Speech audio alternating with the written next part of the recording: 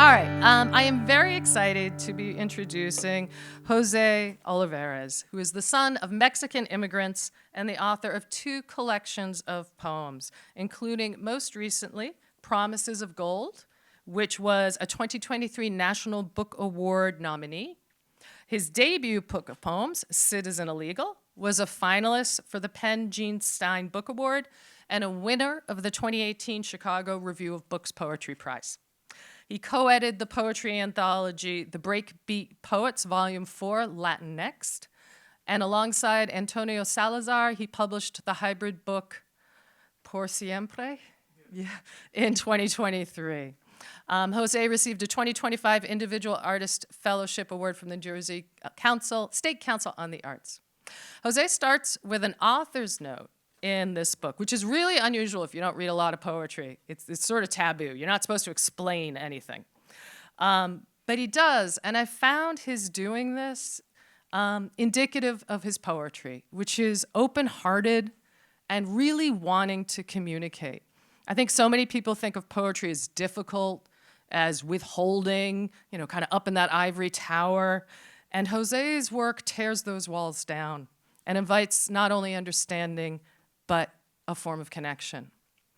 In that author's note, Jose writes how the idea for the book was to write love poems, not romantic ones, but love poems for the friends, for all those people who stand by you, who are there for you, and never get enough poems written about them. It evolved, though, and became a book about grief, about histories of violence, be they colonialism, capitalism, masculinity. It also became a book about the process of healing and trying to unlearn inherited patterns of thinking. This all sounds really heavy, yet there is so much humor and light and fun and song and joy in these poems as well. In the words of book reviewer Nate Marshall, the book is a heartfelt and hilarious series of odes to the large and small joys of life. So I'm going to end with a few words from one of the poems in the book called Healing. What was it that I desired? For the pain to dissolve like sugar? For someone else to hold my hand? For the burden of loving me to be given to someone else? And I think in Jose's work, we get not only an important voice needing to be heard, but also the desire, I think shared by so many people, that we start some healing. So, Jose, thank you.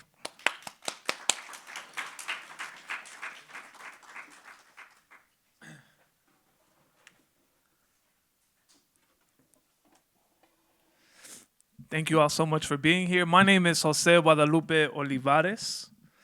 I'm trying to decide exactly how I want to read, if I want to stand up or sit on the stool.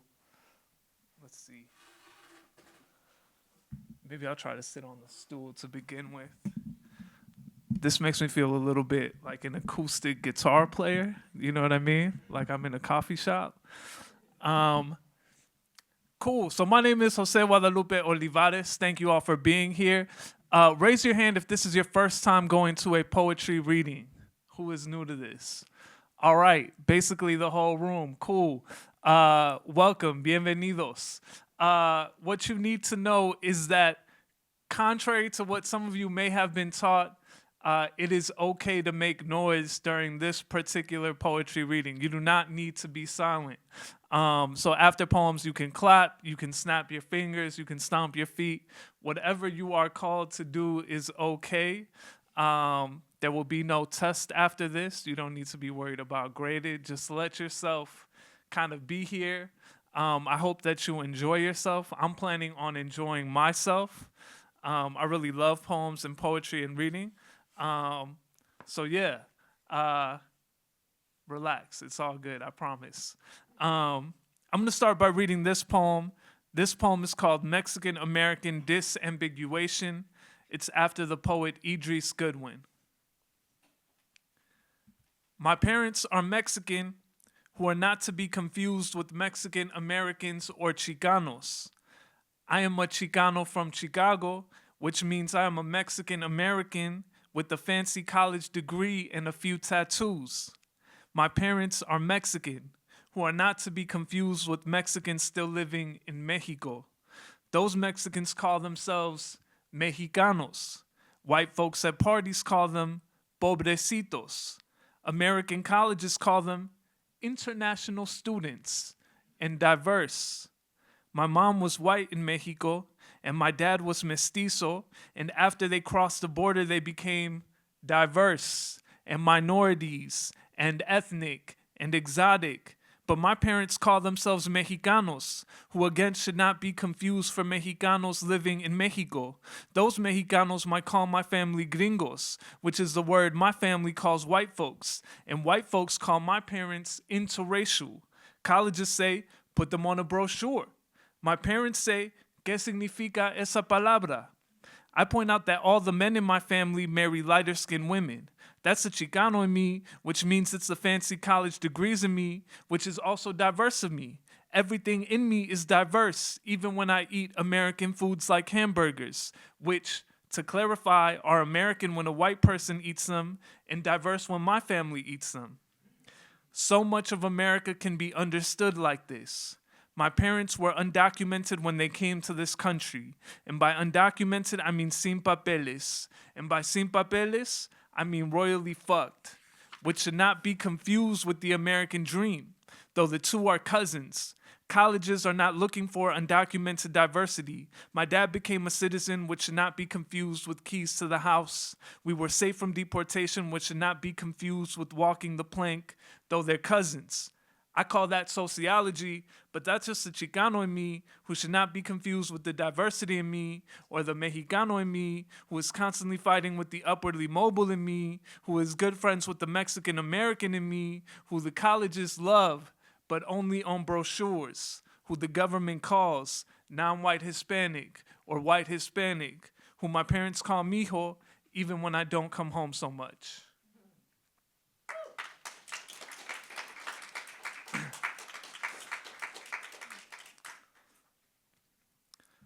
Thank you all for being here and participating in DEI acts. I don't know what it means, what a DEI act. I assume that when I put on socks in the morning, it's a DEI act. It's an act of DEI. When I pay my phone bill, I'm assuming that's an act of diversity, equity, and inclusion. But who's to say? You know what I mean? I'm going to start by continuing to read poems from my first book, and then I'll read poems from my second book. Thank you all so much for being here, especially those of you that are new to poetry. This poem is called I Love the World, So I Married It. I wrote it thinking that I wanted to write, my intention was to write something that was fun to read and lighthearted. And it turned out way more sad than that. So enjoy. I love the world, so I married it. Music, even on the day my grandma died, there were mangoes, though I tasted nothing. But slowly I came back to the world in carne asada, better than I remembered, smoke off the meat. I couldn't contain my happiness, even though it felt offensive to smile with my grandma buried and getting eaten by the flowers. And sometimes I look at my love and think I would like to stay, to put a welcome mat on our doorstep with our names hyphenated. When I was young, I believed in forever. Then my uncle died, and I knew forever included none of my family, included no friends, their stories rotting in my head until I lose them again. So I know I will divorce the world and let it keep my most treasured possessions. A 6-piece with lemon pepper and mild sauce on, all the honey of a slow kiss. My Apple Music playlist, the way mi abuelita smiled and called me Lupito. I hated that name, except when she said it.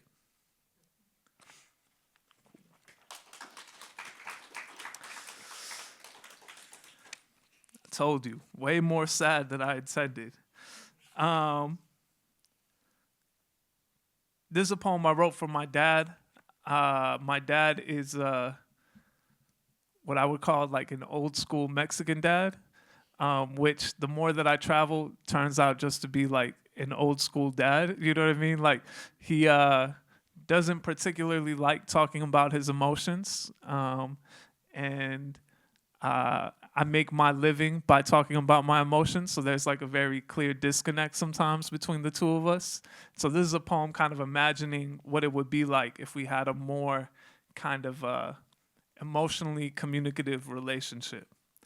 Getting ready to say I love you to my dad, it rains. I love you, Dad, I say to the cat. I love you, Dad, I say to the sky. I love you, Dad, I say to the mirror. It rains and my mom's plants open their mouths. My dad stays on the couch. Maybe the couch opened its mouth and started eating my dad. I love you, Dad, I say to the couch, its tongue working my dad like a puppet. I hear the rain fall and think the city is drinking or making itself clean. I am here with my dad and the TV drones on and on, so I'm not sure they hear it. So I'm not sure I hear it. My dad grunting and nodding. Not the mushy stuff I was expecting.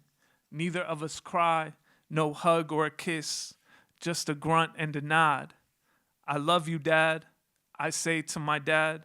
We sit together and watch TV. Outside it rains. My dad turns the volume up.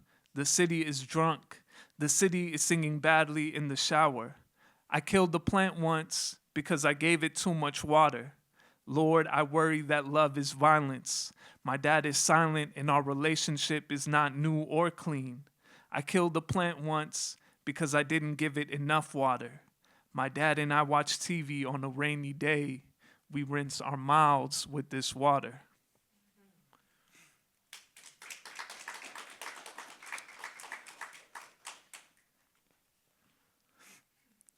All right. I'll read this poem. One of my favorite questions that I ever got was about this poem. This poem is called Ode to Cheese Fries. And someone asked me, they were like, what do cheese fries have to do with immigration? And the answer is Mexicans love cheese fries. I don't know if that's true. I have no data to support my claim. You know what I'm saying?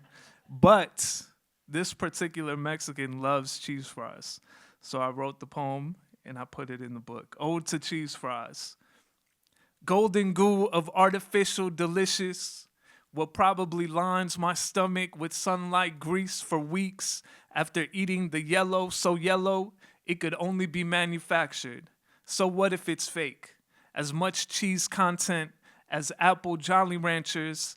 I come from a city of foreclosure, empty lot, city where we got dollar store brand action figures. So what my Wolverine didn't have retractable claws or the right uniform.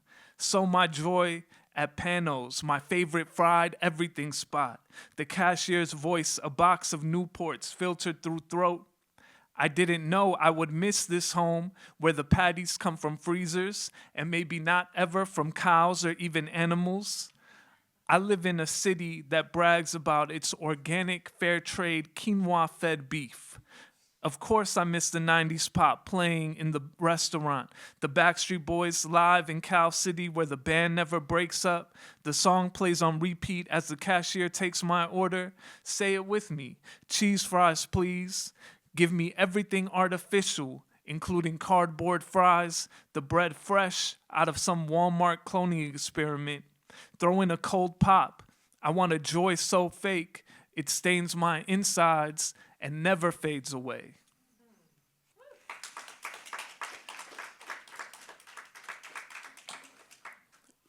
All right. Thank you all so much for being here. How am I doing so far? Are you cool? Everything good? Yeah? All right.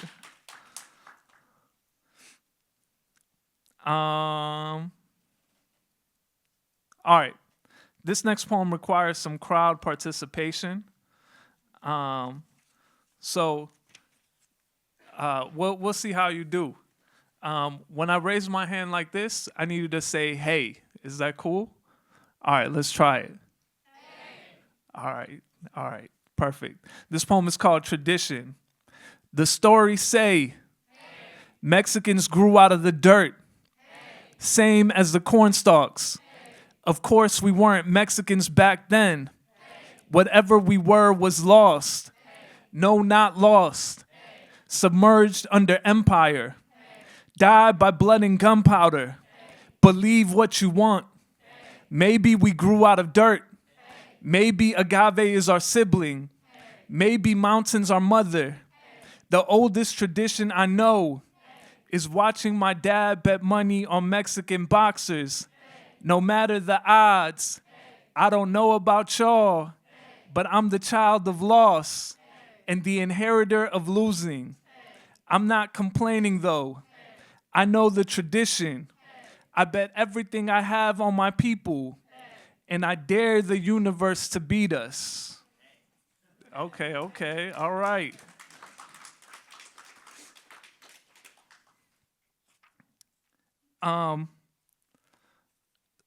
So as I met with students before this, and we got to have a lovely dinner together, and we were talking about the kinds of expectations that arise when you write a book, and you suddenly are much more aware that there are people that are going to be reading the things that you write. And so one of the reasons why I wanted to write love poems was because I visited a lot of schools after my first book was published. And after one of these readings, one of the audience members was like, my question is, why don't poets write love poems anymore? And I was like, that's a good question. And then I was like, I'm gonna try to write some love poems. So this first one is a romantic love poem. It's called Love Poem Beginning with the Yellow Cab, and it's for my wife, Erica. Yeah. I ask you, what's the first thing you think about when you see the color yellow? And like a real New Yorker, you say yellow cabs, not sunlight or a yellow ribbon tied around a vase of fresh begonias. Yellow cabs honking down Broadway. I still remember the night we first shared a cab. You whispered honey, whispered lace, whispered chrysanthemum, all that practice, and it turns out I had never ridden in a cab the right way. Around us, the street lights blurred into yellow ribbons, and when you put your hand on my thigh, it was like I knew for the first time why God gave us thighs, why God gave us hands. Maybe God invented yellow for the cabs, so the first time we touched like this, it could be accented in gold.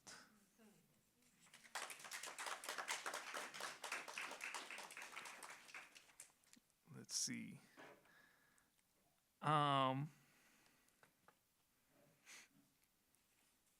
I'll read this poem here. This poem is called Poetry is Not Therapy. Self-explanatory. Poetry is not therapy. But that doesn't mean I didn't try it.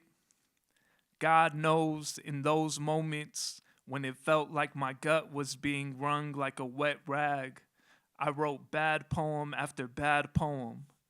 Who cares? Healing wasn't the point. Healing is a capitalist pursuit. After my grandma died, I measured everything in distance. 800 miles from my parents, 2,500 miles from where she was buried. Do you understand what I'm saying? I'll never close the distance.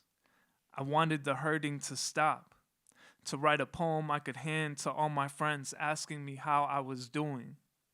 How am I doing? The distance between me and everyone I've lost grows by miles and by years.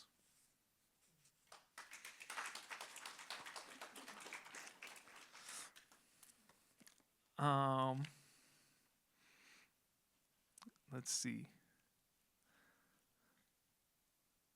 I'll read a couple more poems from here, and then I'll try and read some new poems, see what you think. Let me see. All right. So this poem is called Nate Calls Me Soft. And it was inspired by my friend Nate calling me soft.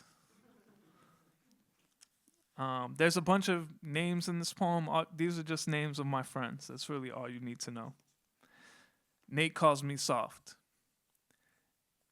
If we were better at being honest, maybe it wouldn't take a bottle of something strong to make us talk straight. Straight edge as we used to be, driving around in that old Toyota Tercel, from open mic to open mic. If I confess that the memory alone makes the corner of my eye itch, would you call me soft?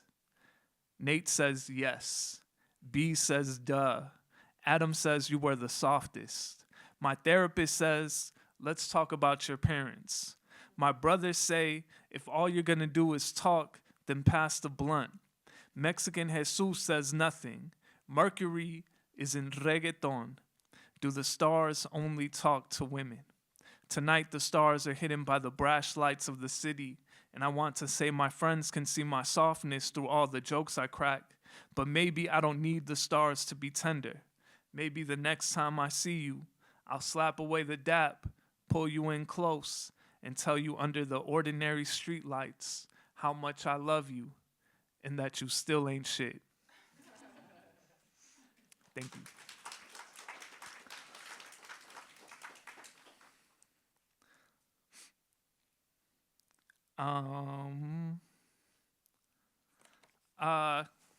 One of my favorite things about this book is that I'm not the sole author of it. Two of the poems are written by my brother Pedro, and one of the poems is written by my wife.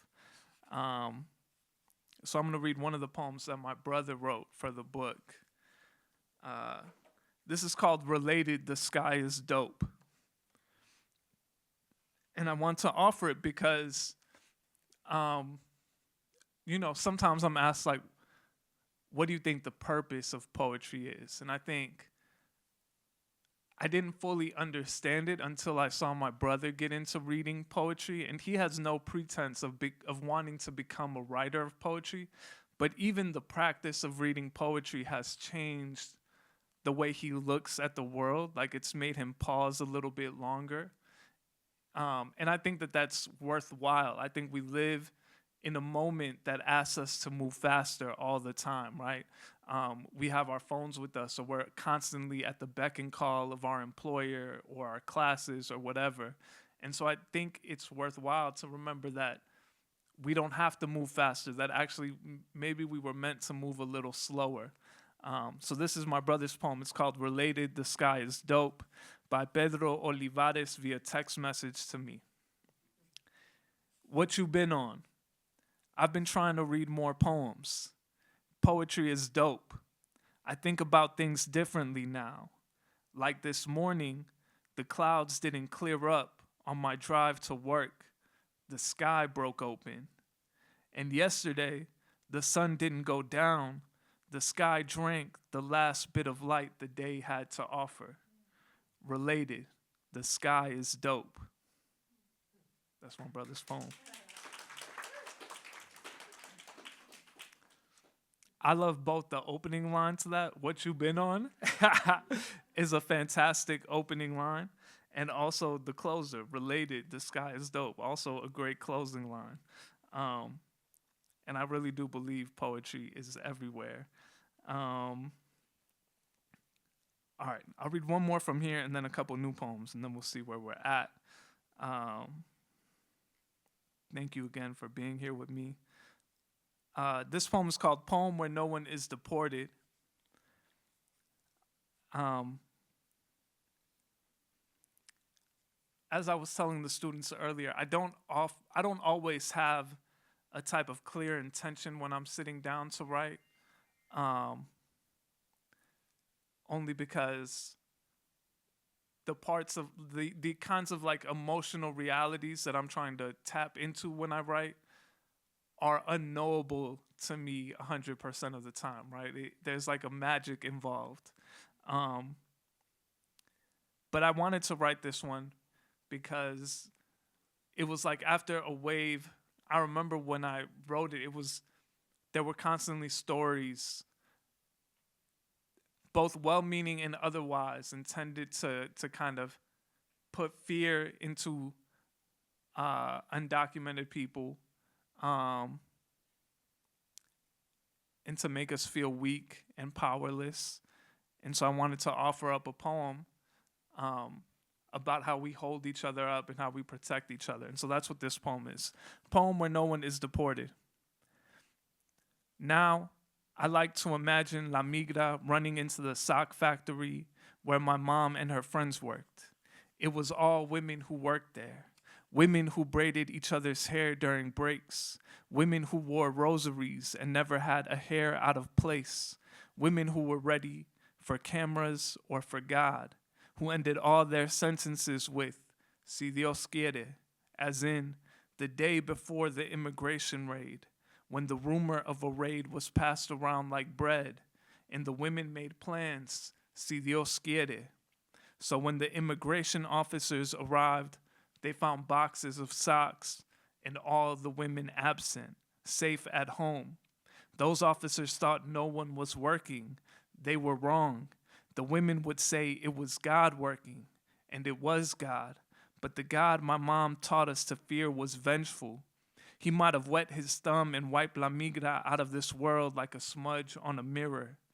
This God was the God that woke me up at 7 a.m. every day for school to let me know there was food in the fridge for me and my brothers. I never asked my mom where the food came from, but she told me anyway.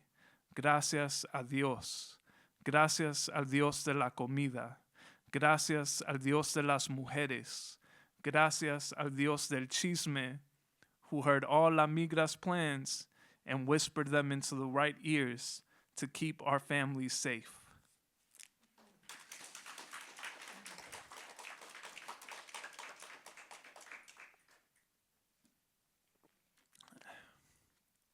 All right, so I'm working on a novel, but my true love is still poetry. And so whenever I turn in a draft of the novel, I like sit down and write a flurry of poems because it's been a while since I got to work on them. So I'll read you some of the things that I'm working on. And then, Suzanne, to what time should I read? 45. Okay? Yeah, like another 10 or so, and then we'll take some questions. All right. I'll read a couple more, and then we can start taking questions. So I'll start with this poem, kind of related to the last poem. This poem is called Love Poem at the End of Birthright Citizenship. So we woke up to find history one step closer to rescinding our citizenship, our lease to this land. So what? You and I never owned much of anything. Even the breath in our lungs is borrowed. Even our beating hearts will be returned to the soil one day. Let the state take whatever they want. Let them burn my writings, confiscate my books, deport me to another country waiting to deport me. On this earth, there's only one thing worth holding. Come here, hold my hand a little longer.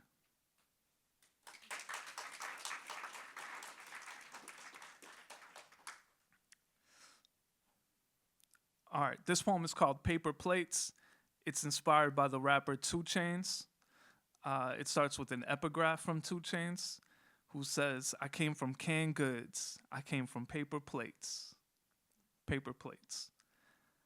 One day I'll tell the story correctly. I won't dwell on the canned goods or lie about my parents reviving the canned corn by praying to the gods of maize. The canned corn stayed canned and limp as the Aztec princesses on Mexican calendars. My parents worked. They were too busy working for miracles. We ate the corn because it was on the plates placed in front of our faces. Whether they were paper or plastic or ceramic, I don't know. I only know the corn was sweet, and I always asked for more.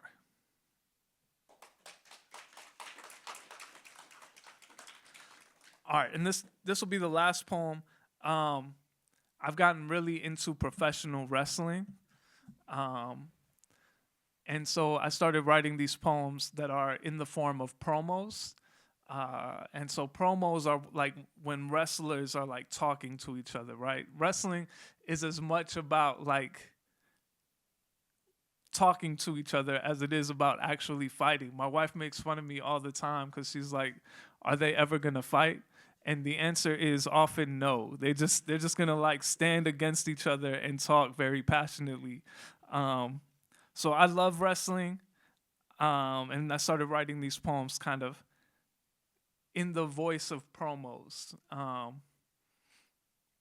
And so yeah, I'll read this poem and then I'll take some of your questions. Thank you so much for being a great audience. Thank you for having me. This poem is called Introducing, and it's a promo.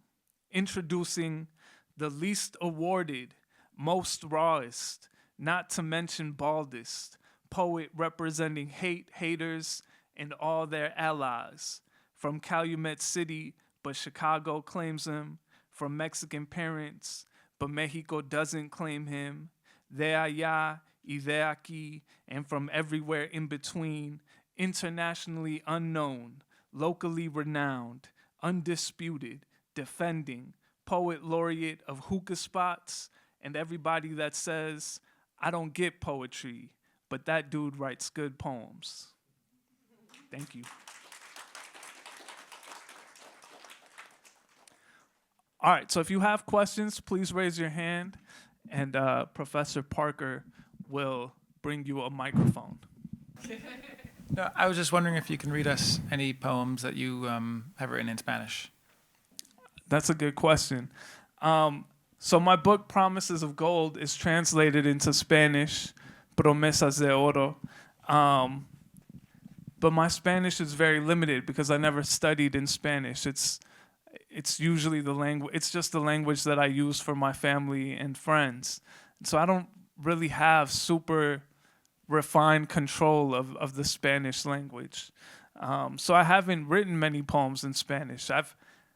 I've only really seen them translated into Spanish, which is an interesting experience because the poems in Spanish make me way more emotional than in English. Like whatever kind of distance and control I pretend to have as a writer in English becomes disillusioned when I see the translations, when it's almost like I'm encountering them as if someone else wrote it because someone else did kind of write it. So I don't actually have any poems written natively in Spanish. I could try and read one of the translations a little bit later. So, we've been talking about expectations like a lot today. Mm-hmm. And when I first auditioned for something, I play instruments, right? Mm-hmm. I did it for myself and me. But the second time I did it, I like kind of lost myself in my passion. And I know you're probably facing a lot of expectations right now from maybe self-inflicted or maybe the people around you. But how do you push past that and not lose what you love? Like, how do you keep it like the spark that it started?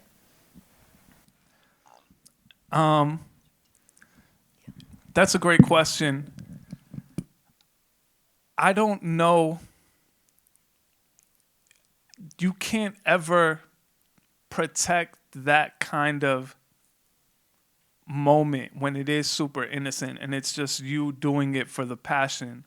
Once it becomes something that is more professional or more public in any kind of way, right?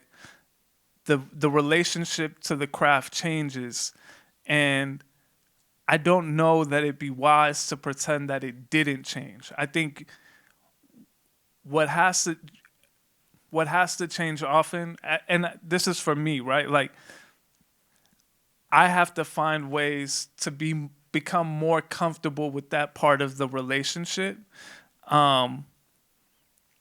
and just kind of do. I guess let me try again, right? My dream job was always to become a writer. I didn't know that part of like being a writer as a profession was all of these other things that are involved with it, right? Doing marketing, talking to press, writing really cringy Instagram posts that are like, hey y'all, I wrote a new book, come buy my, you know what I mean? Like doing that kind of self-promotion. I didn't know that there were so many of these things that went into becoming a writer, but I still love, when you take all of that away, I love the moment of like sitting at my computer and working on a new thing and trying to figure out how to make it sing, right? When you get into that point, you have to make your peace with everything else to protect that moment that is still the seed of the thing that you love. At least that's what I found. It's like, I don't always love everything that is involved with being a writer. And so there's so much not writing involved in being a writer. But to protect that moment of getting to work on my craft, I just have to do it. And I just have to, I have to be a big boy, I guess. I just have to like gather myself and do it, even though sometimes I don't want to. There was this quote that that really stood out to me, where you said for poetry is not therapy, where you said healing is a capital pursuit, or capitalist pursuit. That really rung with me, because growing up outside of the U.S. and growing up with a family that didn't believe in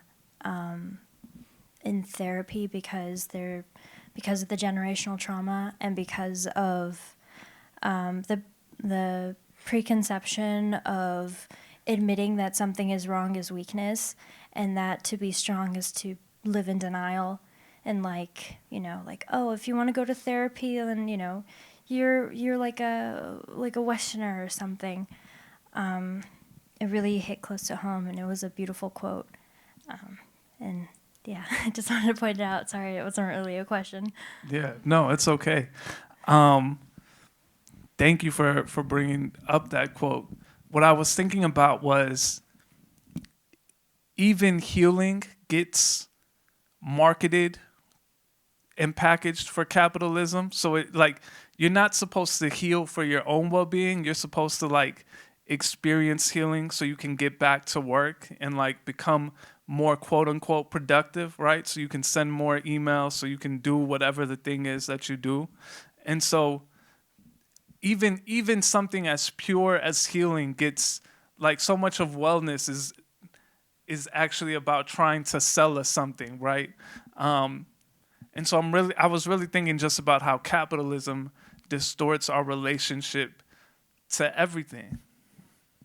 Hi again. So I was wondering, when you were talking about, and there's one where you mentioned this distance between after losing your grandmother, your family, and wherever you were at that time. Mm-hmm. So I was thinking, when you're writing and moving around to these different, your different areas, you go somewhere else, how do you find that? Is it alone that because sometimes your environment can affect your writing, of course, but it also opens into something else. So you find if you're in a different area, your writing, your voice changes, your tone changes. Is there something that you notice that becomes more visible about your writing when you're in a different location? Yeah. So much of my writing is about where I grew up and is kind of centered on Chicago. And that remains even more true when I'm not there, I just always find myself drawn to writing about home. And so that's something that I've been trying to kind of counter in myself and trying to think more about what it looks like to write about the places where I currently live. There's this beautiful artwork that I saw at the Art Institute in Chicago. It's called The Artist Looks at Nature. I forget the name of the artist, but it's, you know, it's like a self-portrait, and you see the artist in the painting, and the natural landscape that they're looking at is very beautiful, but it doesn't match at all what the artist is painting. The artist is painting like an industrial scene. And when I saw that, it totally resonated with my own experience, which is like, I could go to California and experience the mountains. And I'm from, you know, I grew up in the Midwest, very flat, you know. And so I'm enchanted by the mountains. They're super beautiful to me. And yet when I sit down and try to write, my brain will try to work its way back to the Midwest and back to the winter and back to the steel mills and all the landscape that I grew up in, you know? And I find that so fascinating. Like, what is it that no matter what I look at, my imagination tries to pull it back home? Why? I don't know. Those are some of the questions that I've been sitting with. And so I think your question is beautiful. And I think there are some things that open up when you're sitting somewhere, but it's not always related to exactly what you're looking at. You know what I mean? For some reason, even when I'm looking at mountains or the desert landscape or whatever, it brings me back to like the industrial Midwest. And I don't know if that's like my further need for therapy or if that's just like the way I really don't know why that is, but I'm fascinated by it. Yeah.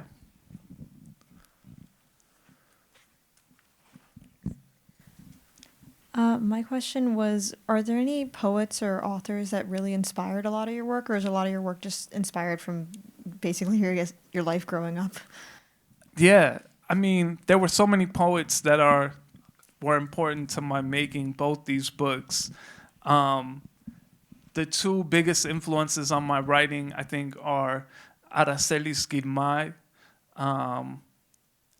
and then Natalie Diaz, whose work feels so intimate and sometimes funny, and I don't know, it's everything I kind of aspire to be as a poet. So those are the two poets that come to mind. I think specifically when I was writing Promises of Gold, I was thinking a lot about Lucille Clifton. And I think part of the wonder for me of reading Lucille Clifton is the poems are oftentimes very short, and yet they have a way of reaching these bewildering moments of revelation. And how do you do that in such a small space? Felt so magical to me, and I was trying to kind of like crack the code for myself of how I could kind of do some of those things. But I think even though I write a lot kind of beginning in autobiography, the work of others is so important to crafting the style of how I write. So yeah, there's a ton of authors that I love, but those are some of the biggest influences of mine.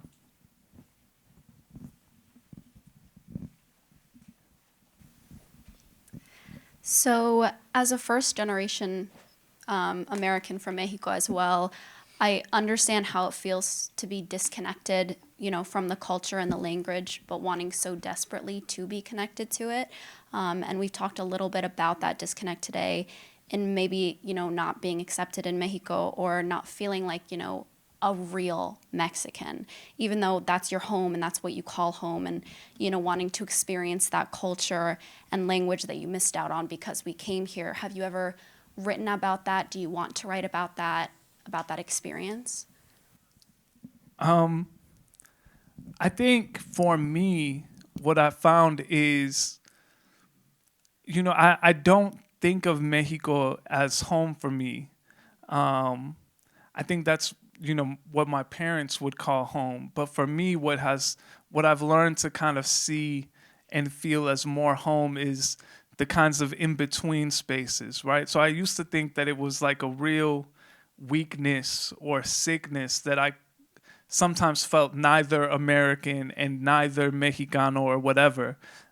But now I think about it as like that experience of disconnection, that experience of being in between places, I think connects me to like not just Mexican Americans who I've, shared that experience with, but to like diasporic peoples from all over the place. One of the wonders that I had no idea I'd experienced this was like one of the people that reviewed my first book of poems was like, I believe that his parents are from Pakistan, right?